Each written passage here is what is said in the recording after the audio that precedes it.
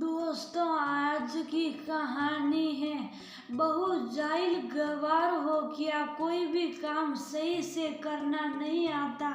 दोस्तों, कहानी शुरू करने से पहले अगर आपने हमारे चैनल को अभी तक सब्सक्राइब नहीं किया हो तो कर लीजिए ताकि आपके पास पहुंच सके हर नया वीडियो। माँ, इस बार दिवाली और छठ में जो खर्चे होंगे वह बता देना। मैं आज ऑफिस से आते वक्त पैसे लेते हुए आ जाऊंगा। मनन ने अपनी माँ रेवती जी से बोला। तो तेरा मन करे वैसे इस बार छठ नहीं करूंगी। अब मेरा शरीर जवाब देने लगा है। अकेले सब कुछ करना संभव नहीं है, ऊपर से दिवाली की सफाई में ही मेरी जान निकल गई। रेवती जी वहीं पास में बैठकर अपने घुटने पर खुद ही तेल लगा मालिश कर रही थी। अरे, जब इतनी तकलीफ है तो करती ही क्यों हो? कौन सा पूरे घर में सफाई की जरूरत है? और ये संपा कहाँ है वो भी नहीं दिख रही। सोफे पर पसर कर बैठे, नजरें अखबार पर टिकाए रमेश जी पत्नी से कहने लगे। आवाज में तल्खी साफ दिख रही थी। हाँ, आप लोगों का क्या है? मदद के नाम पर हाथ पीछे खींच लेते हो और जो मदद करती थी उसे तो घर से बाहर का रास्ता दिखा दिया है। रेवती जी मायूस से बोली। माँ, पर छठ तो आप हर बार करती ही हो, फिर क्यों नहीं करना? इस बार मनन माँ के मना करने पर आश्चर्य व्यक्त करता हुआ बोला। कैसे करेगी? तुम ही बताओ। इस घर की गृह लक्ष्मी ही तो घर में नहीं है, वो होती तो तेरी माँ खुशी खुशी दिवाली छठ सब करती, पर इस बेचारी से अकेले सब होता कहाँ है? मनन के सवालों का जवाब रमेश जी ने दिया। फिर वही बात, पापा मिहिका अब यहाँ नहीं है और ना अब वो यहाँ आने वाली है। भगवान के लिए आप सब उसे भूल जाइए, कहते हुए मनन घर से निकल गया। ये लड़का क्यों नहीं समझता है जी? जब से हमारे घर उदास होकर गई है, सब तरफ उदासी ही दिखती है। रेवती जी उदास हो बोली।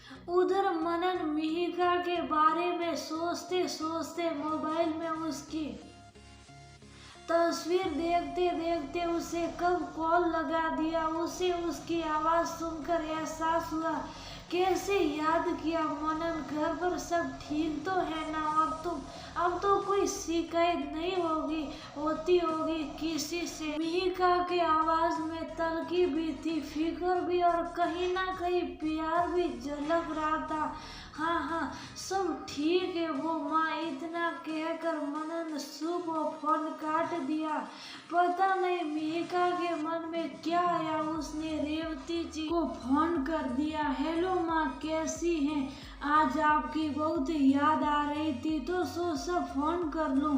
मिहिका ने कहा। सब ठीक हो सकता है बहू, बस तुम वापस यहाँ आ जाओ। ये घर अपनी गृह लक्ष्मी का इंतजार कर रहा है। मेरा बेटा ही नालायक है, उसे गुस्सा ही इतना आ जाता है कि वो फिर कुछ नहीं देखता समझता। लौट आओ बहू, ये घर गृह लक्ष्मी के बिना अधूरा है और दिवाली छठ भी अधूरी है। रेवती जी मिहिका से कहे जा रही थी, इस बात से अनजान थी कि मनन अपना एक जरूरी फाइल घर पर भूल जाने की वजह से वापस लौटकर दरवाजे पे खड़ा सब सुन रहा था।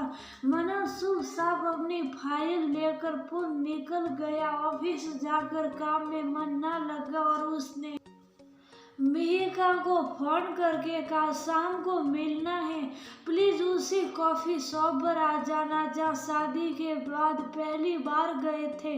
मिहिका मनन की बात सुन बस हाँ बोल फोन रख सोचने लगी, कितनी बार तुमसे मेरी चीजों को हाथ मत लगाया करो। इस कमरे में कहाँ क्या है इस पर ज्यादा ध्यान देने की जरूरत नहीं है। तुम्हें अपने सामान के साथ जो करना है करो, पर मेरी चीजों के साथ नहीं।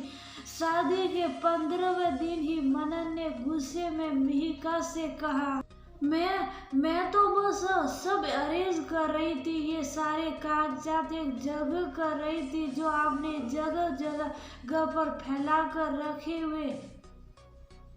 मिहिका रोनी सूरत कर बोल, मनन की ये बातें दिन प्रतिदिन बढ़ती जा रही थी और ऐसे ही एक दिन उसकी फेवरेट शर्ट प्रेस करते मिहिका से जल गई। फिर तो मनन ने आप देखा ना ताव सटाक से थप्पड़ मार दिया और बहुत कुछ सुना दिया। जाहिल गवार हो क्या, कोई भी काम सही से करना नहीं आता। तुम्हारे साथ मेरा गुजारा मुश्किल लग रहा है, तुम यहाँ से चली जाओ। मेरे साथ रहोगी तो तुम्हारी इन बेकार की हरकतें देख पागल हो जाऊंगा, मनन चिल्लाते हुए बोला। रेवती जी शोर सुन कमरे में आई। मनन को बहुत डांटा। ये तरीका है अपनी पत्नी से बात करने का, सही से नहीं बोल सकता।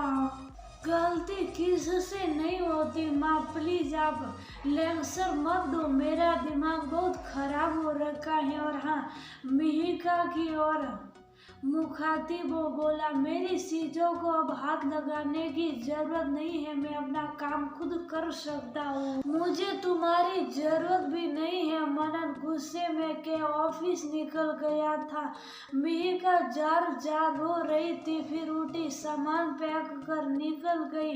रेवती जी लाख रोकने की कोशिश करती रही, पर मिहिका का यही कहना था, जब पति को ही पसंद नहीं तो यहाँ रहकर क्या करूं माँ, जिस दिन पति की पसंद होगी वो लाएंगे आज जाऊंगी, पर अभी जाना जरूरी है। इस तरह 4 महीने बीत गए थे। मैडम साई ऑफिस में चाय देने आई। स्टाफ की आवाज सुन मिहिका अतीत से बाहर आ गई। जल्दी जल्दी अपना काम निपटाने के बाद वह कॉफी शॉप पहुंच गई। देखा तो मनन बेचैनी से दरवाजे की तरफ देख रहा था। आ गई तो मुझे लग रहा था नहीं आओगी।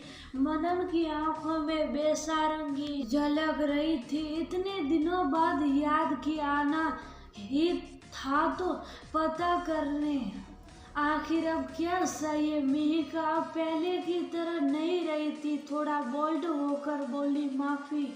बिना किसी झिझक के मनन ने कहा, पर क्यों, तुम्हें ना तो मेरे साथ रहना ना तो मुझे देखना चाहते, फिर माफी क्यों। मिहिका ने पूछा अपने घर की गृह लक्ष्मी को वापस ले जाने के लिए। किसके बिना मेरी माँ टूट गई है।